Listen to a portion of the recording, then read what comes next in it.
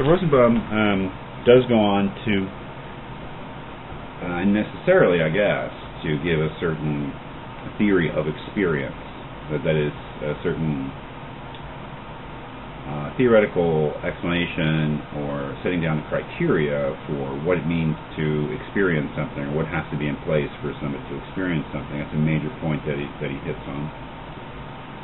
He also mentions the last essay we read, the Silverstein essay, and criticizes Silverstein's so-called four-dimensional framework as being kind of unnecessarily complicated and also not, I would say, not really solving the problem. And then perhaps more interestingly, he says some things about Nagel's solution in his essay Death that call into question whether Nagel has really overcome Epicurus.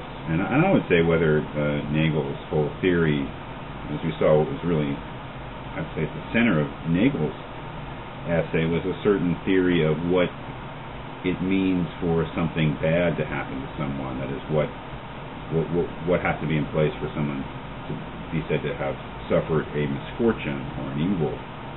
So those three things, I think, are enough to get out of this essay. And I think the most important one is this notion of experience. That is, if we look again at his principles here, or his reconstruction of Epicurus' position, Principle A says a state of affairs is bad for person P only if P can, not actually does, but can, experience it sometimes. But what do you mean by experience? That is, as he says on page 123, it is important furthermore to spend some time explaining and commenting on the concept of experience, which plays a crucial role in the argument. Comments about experience should be made in full realization of the woes that can befall one who attempts to look too deeply into Pandora's box. The word experience is ambiguous. Yes, it is. I mean, the word experience is ambiguous philosophically. That is, it has what exactly constitutes experience is difficult. Remember that there's always someone experiencing something, so it's sort of a two-sided thing. That is, experience implies that there is an experiencer and there is something experienced. And I guess the question then is, what has to be in place for us to be said to experience anything? One question is, can we experience something without being aware of that thing? And he gives the example of the experience of being irradiated. That is, if you suffer radiation poisoning but don't know it, can you be said to have the experience of being irradiated? He kind of leaves that open. That is, the whole question of whether or not we can be said to experience something without being aware of the thing, and aware that we are experiencing it. I think that is a crucial point for Nagel, for instance. That is, although he doesn't put it in terms of experience, that we can have an experience of which we are unaware. But that's not the crucial point. The crucial point is whether or not we can have an experience of something without that thing in some way affecting us, and more specifically, without us in some way being in a causal relationship with them, where the thing being experienced is having some effect on us, or causing some change in us. And a very interesting analogy that he makes on page 123 is the situation of the deaf person with regard to the bad performance of a Mozart symphony.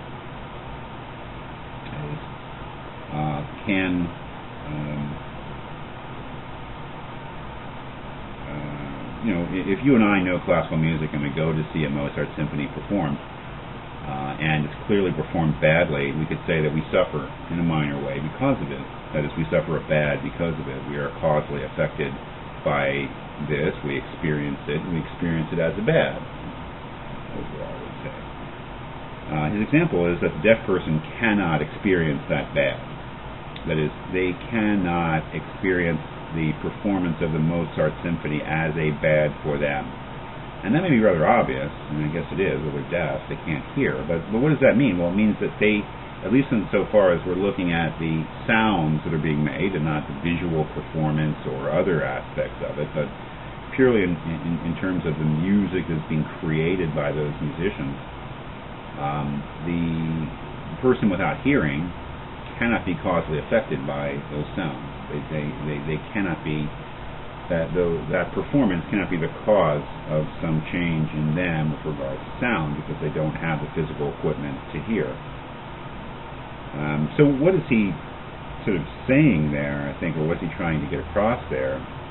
That to experience something, you have to be in a causal relationship with it. That is, could it be said that we experience anything without that thing causing some change or having some effect on us?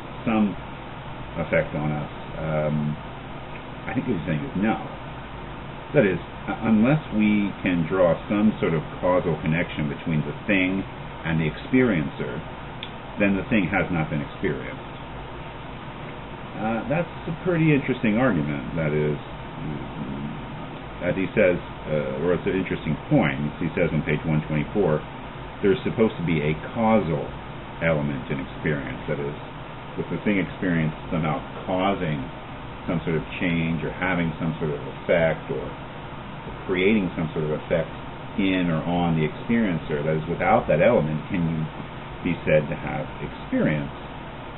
No, he says. I mean, that is clearly, it's a question about whether we need to be aware of something in order to be said to experience it. Some people would say yes, some people would say no.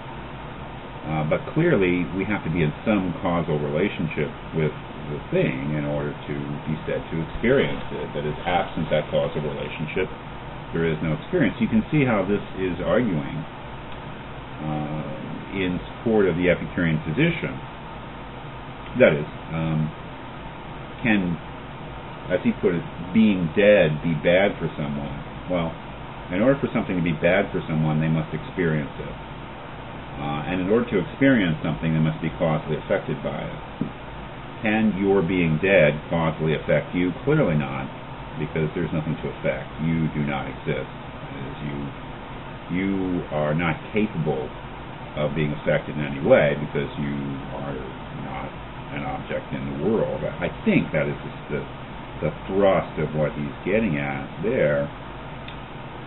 He does say some things further dismissing or arguing against at least Silverstein's four-dimensional framework. But I think that most importantly, to get to towards the end, what he says about Nagel, for us, I think that's very important. Remember that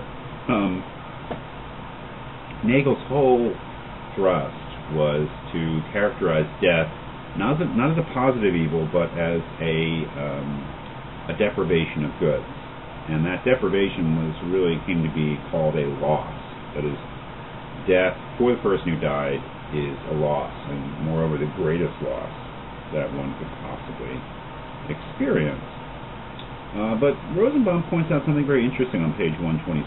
He says, it is all right, I suppose, to call a person's death a loss for the person, but it is clearly not like paradigmatic cases of losses that are bad for persons. That is, it's fine to call death a loss for the person who dies, but is it really like the losses that we are in other contexts familiar with? He says, consider the case in which one loses one's business to creditors. One has the business, the creditors get it, and then one does not have it. We may suppose that the loss is bad for the person. Such cases are common. We should note that in such cases, the loss is something the person is able to experience after it occurs. Typical losses that are bad for persons seem to instantiate the following principle. A person P loses good G only if there is a time at which P has G, and then there is a later time at which P does not have G. If P ceases to exist when P dies, then being dead cannot be considered a loss of this typical sort. That is, if losing something means there being a time when you have it and then a time when you don't have it, really, does death fit in with that model? Is there a later time in which you don't have life, or if you don't exist, can you be said to have anything or not have anything?